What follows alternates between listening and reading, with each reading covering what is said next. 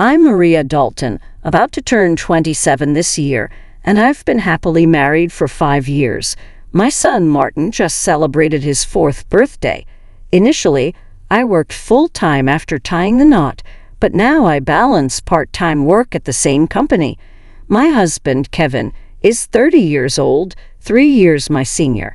Our journey from dating to marriage was initiated by Kevin's passionate advances, but post-marriage, I observed the shift in his demeanor towards a more domineering side.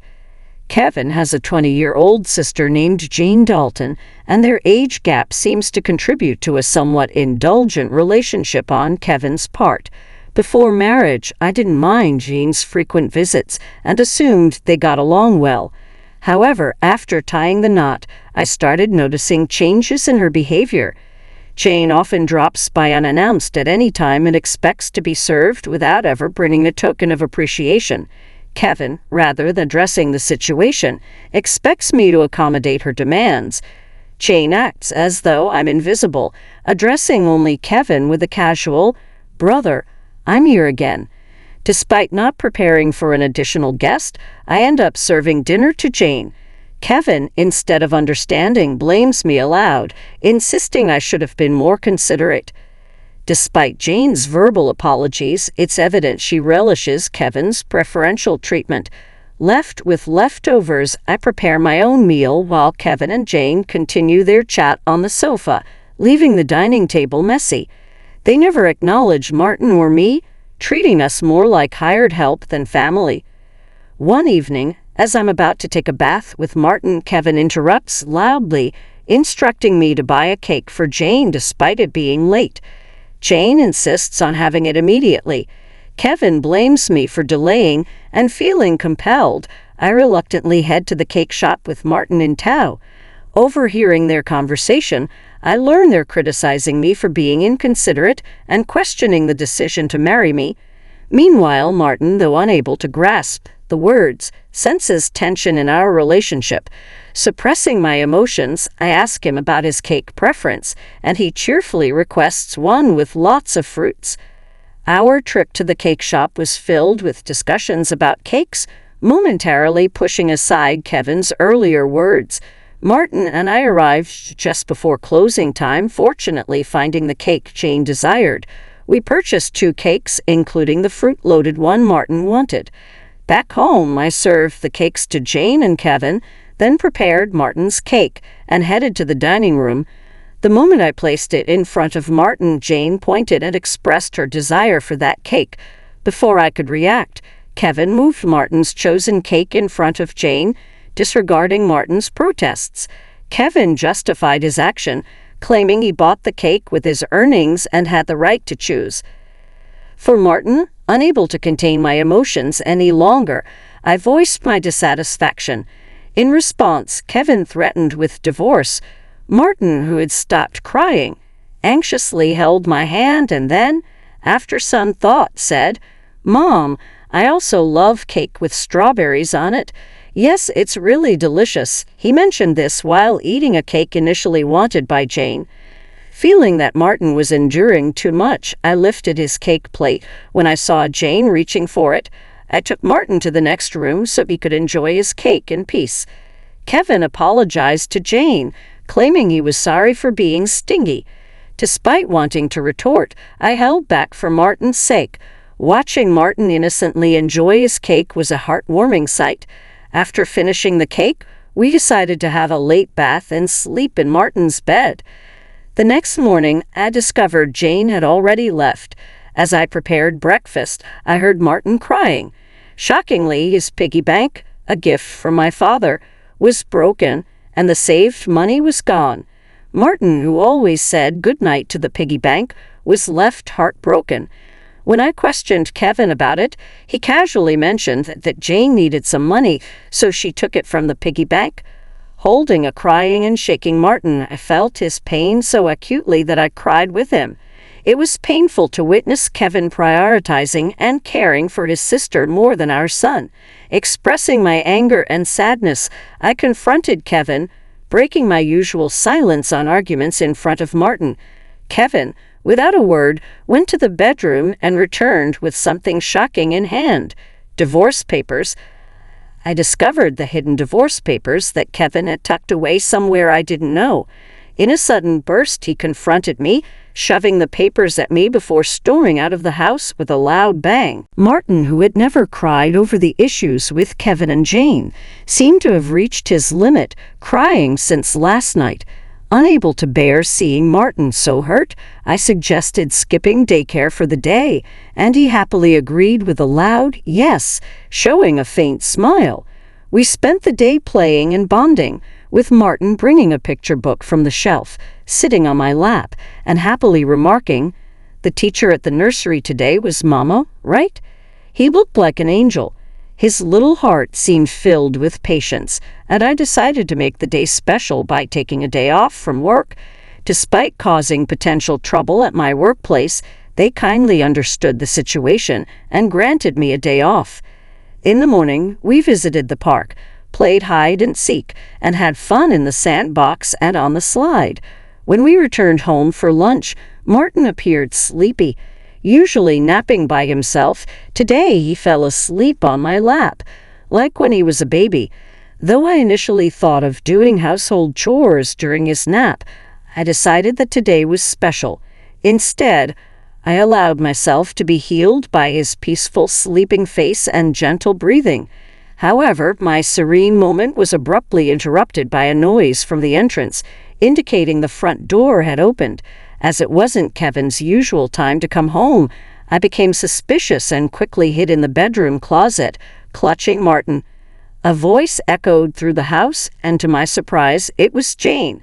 Trembling with fear, I listened as she searched for something, expressing frustration over not finding it. Jane then made a phone call, mentioning Kevin and discussing their unsuccessful search. After hearing her lock the front door and leave, I put Martin to bed and contemplated the strange events. I couldn't comprehend why Jane had entered the house and what they were looking for. Suddenly, Kevin seemed like a stranger, and I felt a mix of disgust and fear towards him. Swiftly packing essentials for Martin and myself, we headed to the station and took a train to my parents' house. Fortunately, their home was nearby, just 2 stations away. Although I hadn't contacted them beforehand, my parents sensed something from my expression and welcomed us without asking questions. I shared the entire ordeal with them, including my fear of staying at our house due to Kevin and Jane's actions. Upon hearing my mother's suggestion that Jane might have been looking for my belongings, possibly cash or cards, I recalled my past experience as a successful CEO in the handmade goods industry. I had entrusted the company to friends when I decided to prioritize raising my child after getting married. Although I still worked part-time and communicated with the company from home, Kevin was unaware that I was still the CEO. I discovered the hidden divorce papers that Kevin had tucked away, suspecting that he thought I had a decent amount of savings.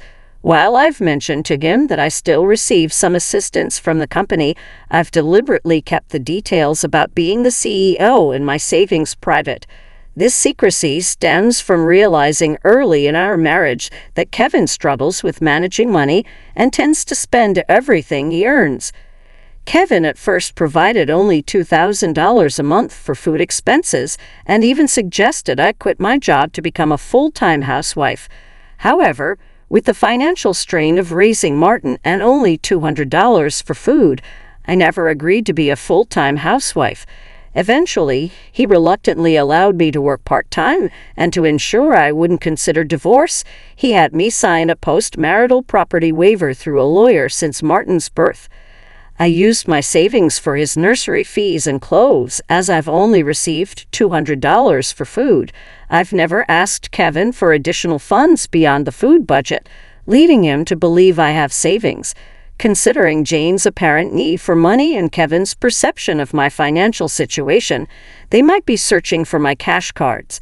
I have a separate savings account dedicated to Martin with a portion of my salary directly deposited into it each month. Despite their search, they won't find the cash cards as I always carry my valuables. However, there's still an unsettling issue. Jane might be entering our house even when we're not there, and Kevin may be allowing it. Following my father's advice, I decided to store my valuables, including the cash cards, in my parents' safe. As I pondered their need for money, Martin approached my father, crying over his broken piggy bank and the shattered promise of saving up.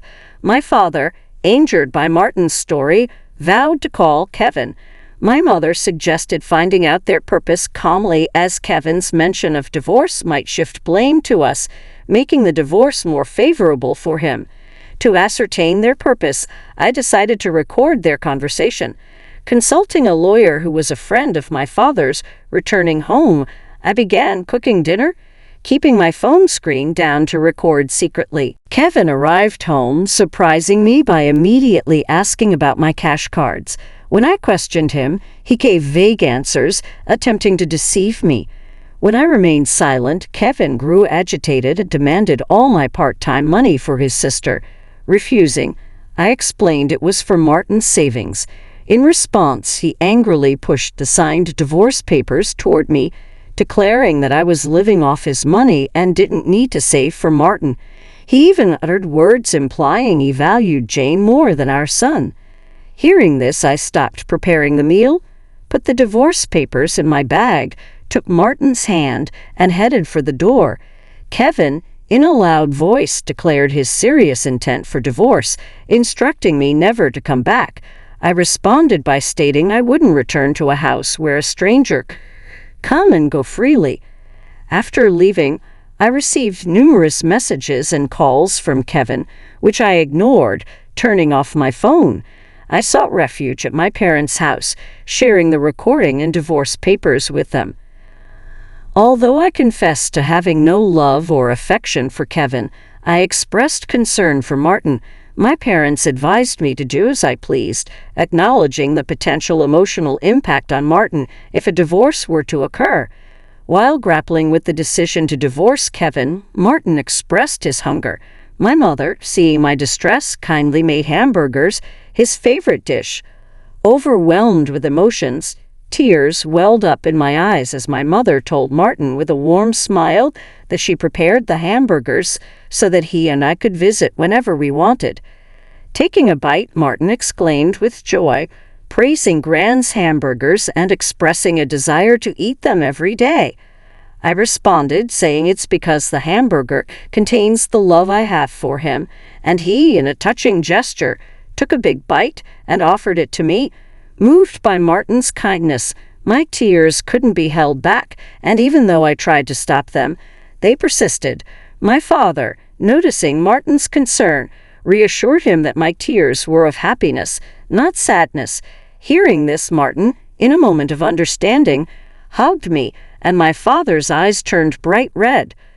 Realizing the blessing of being with family, I remarked to Martin that family is precious. Surprised, he questioned if Dad had mentioned that only Jane was family.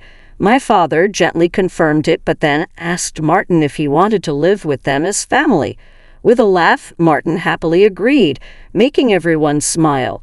Naturally, despite contemplating divorce, the meal felt so happy that I finally decided to part ways with Kevin. I planned to inform Martin about it, and even though discussing it weighed heavily on my heart, Martin seemed to grasp the situation. Happily, he expressed the desire to live as a family, embracing the pet dog and calling him his younger brother despite the dog being older. Preparations for the divorce began, starting with contacting a lawyer who was a friend of my father's. The next day, we formalized the contract, and my father and Martin shared comforting laughter while I lay in bed, reminiscing about my childhood.